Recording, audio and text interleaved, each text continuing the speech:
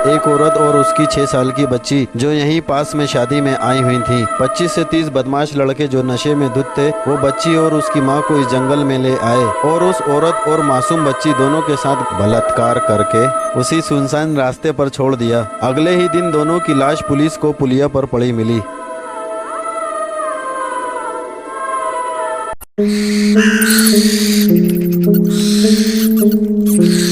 आज मैं आपको ऐसी कहानी बताऊंगा जो बहुत ही ज़्यादा डरावनी और भयानक है। इसे सुनने के बाद आपका शरीर कांपने लगेगा। ऐसी खतरनाक कहानियाँ आप लोगों को और कहीं नहीं मिलेगी, इसलिए कहानी को बड़े ही ध्यान से सुने और वीडियो को बिल्कुल भी स्किप मत करना, वरना स्टोरी आपको बिल्कुल भी समझ नहीं आएगी। चलिए शुरू करते हैं आज की डरावनी स्टोरी।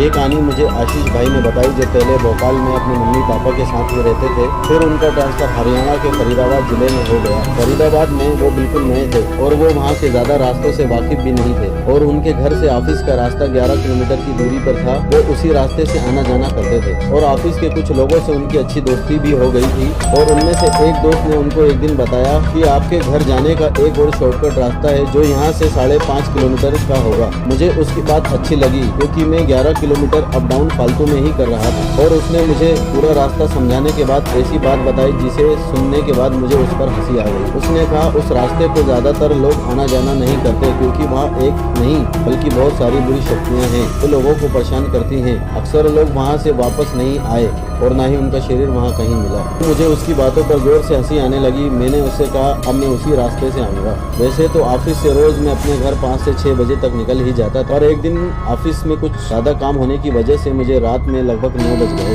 मैंने बाहर आके अपनी कार निकाली और बाहर गेट पर खड़ी करके रुक गया। मुझे अपने वही दोस्त की बोली हुई बातें याद आ गई और मुझे लगता था कि उस रास्ते से जाना ठीक होगा, लेकिन ऐसा नहीं था क्योंकि वो रास्ता जाने लायक नहीं था। उस जगह पर मैं अनजान भी था। मैं आज से पहले कभी भी रात में उस रास्ते से कभी नहीं निकला था और मैंने लोगों से सुना था कि उस रास्ते से रात में बहुत ही कम लोग गुजरते हैं, लेकिन मैंने उस रास्ते की तरफ अपनी कार डाल दी थी। उस वक्त कार से अपने घर की तरफ जा ही रहा था, तभी अचानक बीच रास्ते में मेरी कार रुक गई। यह बात मेरे समझ नहीं आई कि आखिरकार कार रास्ते में क्यों रुक गई। तो कुछ पानी की बूंदें भी गिरने लगी थी। तो लगता था कि बारिश भी होने वाली है। इस वक्त कार का खराब होना ठीक नहीं था। मैंने लाख कोशिश की पर जब कार चालू नहीं हुई और पानी भी अब तेजी से गिरने लगा था तो मैंने कार के अंदर ही बैठना ठीक समझा और मुझे अचानक ऐसा लगा जैसे मेरी कार में कुछ जलने की बदबू आ रही हो। मैंने अपने चारों तरफ देखा पर मुझे कुछ भी नहीं दिखा। अभी मेरी कार जोर जोर से हिलने लगी और बाहर मानो अजीबोगरीब डरावनी आवाजें मुझे सुनाई देने लगी। मुझे अब कुछ भी मामला ठीक नहीं लग रहा था। मुझे अपने दोस्त की बताई हुई सारी बातें याद आने लगी।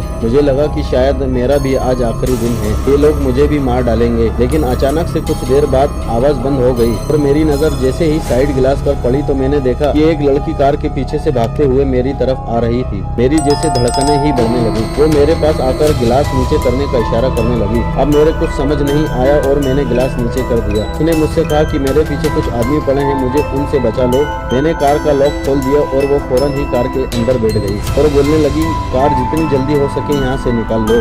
मैंने उससे कहा मेरी कार खराब हो गई है तो उसने कार स्टार्ट करने को कहा। मैंने जैसे ही कार का सेल्फ मारा फौरन ही कार स्टार्ट हो गई। ये मेरे लिए बहुत ही खुशी की बात थी क्योंकि अब मैं भी घर पहुंच सकता था। मैं फौरन ही वहां से निकल गया। मौसम काफी खराब हो चुका था और वो औरत बस रोती जा रही थी और कुछ देर बाद मुझसे कहने लगी कि वो और उसकी बेटी यहाँ पास ही में एक शादी में आई थी तो कुछ लोग उसको जबरदस्ती यहाँ लेकर आ गए। मैंने ध्यान से उसकी तरफ देखा तो उसके कुछ कपड़े भी फटे हुए थे और उसके बाल भी बिखरे हुए थे। मैंने कुछ नहीं पूछा कि उसकी हालत देखकर साफ लग रहा था कि उसके साथ कुछ गलत काम हुआ हो। तो वो मुझसे कहने लगी तो उन सबसे बचते हुए भाग रही थी कि आपकी गाड़ी दिखी और मैं बैठ गई।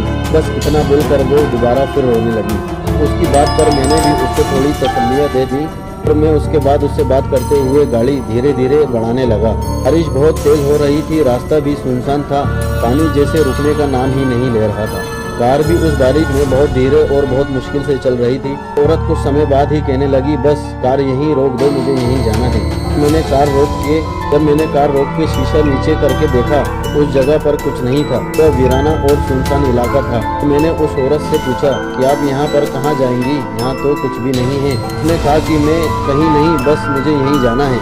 यह बात सुनकर मुझे अजीब सा लग रहा था। यहाँ पर न कोई घर है न कोई गांव, बस जंगल ही जंगल है। आखिरकार ये जाएगी तो जाएगी कहाँ। और बारिश भी हो रही थी, बिजली भी चमक रही थी, मौसम वैसे भी बड़ा डरावना था। इसलिए मैंने दोबारा उस औरत से कहा कुछ देर रुक जाइए, थोड़ा मौसम शांत हो जाए तब चले जाइएगा। लेकिन जैसे ही मैंने ये बोलते हुए पलटकर देखा तो वो औरत मेरी गाड़ी में नहीं थी, वो जैसे गायब हो चुकी थी। मैंने दाएं बाएं उतरकर भीगते हुए देखा, लेकिन मुझे आसपास वहाँ नजर नहीं आई। मुझे बड़ा ही आश्चर्य हुआ और डर भी लगा, पर सच्चाई तो यह थी कि वो कोई इंसान नहीं, एक आत्मा थी जो मेरी गाड़ी में बैठी हुई थी और उसी ने मुझे उन बुरी शक्तियों से बचाया था। और अब मुझे सारी बात समझ आ गई और मैं जल्दी से कार में बैठा और वहाँ से फौरन ही निकल गया। और दूसरे दिन मेरे कुछ पड़ोसियों ने मुझे बताया कि उस रास्ते पर वो आत्मा अक्सर उन लोगों को मिल जाती है जो उस रास्ते से निकलते हैं, लेकिन नेक दिल इंसान को छोड़कर बुरे हर इंसान की वो हालत खराब कर देती है। मैं उस दिन के बाद दोबारा उस रास्ते से कभी नहीं गुजरा और कुछ टाइम बाद मेरा फिर ट्रांसफर भोपाल हो गया। उन्होंने बताया जब भी वो कहानी किसी को बताते हैं तो उनके रोंगटे खड़े हो जाते हैं।